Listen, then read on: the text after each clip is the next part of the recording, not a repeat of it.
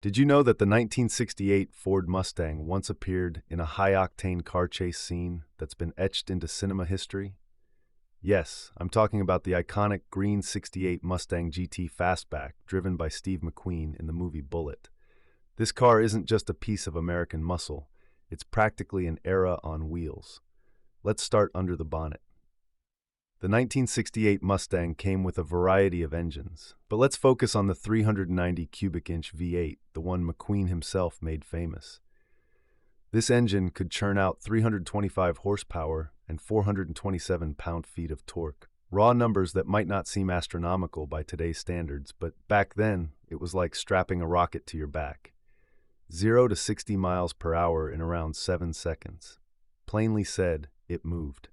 Of course, all that power had to be tamed, and that's where the Mustang's handling came into play. The suspension was, to put it mildly, basic by modern standards.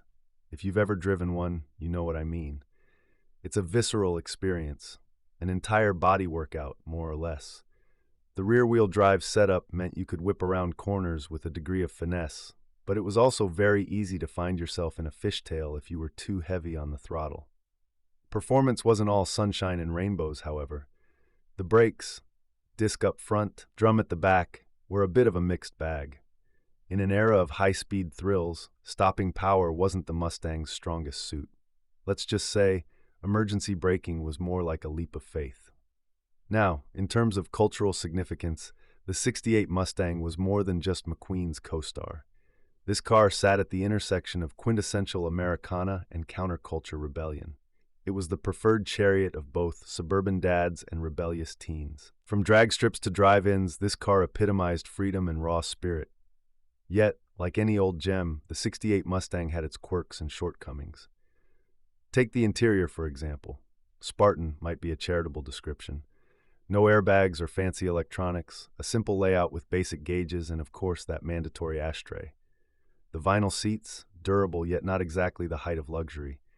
Nevertheless, for its time, the minimalistic charm had its allure. Speaking of interesting facts, did you know the '68 Mustang was one of the first models to offer shoulder belts as an option?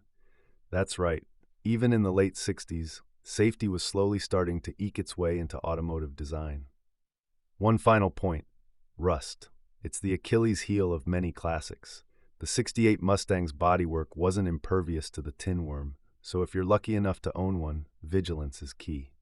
In the grand tapestry of automotive history, the 1968 Ford Mustang remains a beloved thread, woven with speed, rebellion, and a bit of cinematic stardust. It's not perfect, but then again, what legendary car ever is? Despite its flaws, it stands as a poignant reminder of an era when driving was a raw, unfiltered experience. Thanks for taking this nostalgic joyride with me. If you've got stories about your own '68 Mustang experiences, I'd love to hear them in the comments. Until next time, keep your engines running and your passions alive.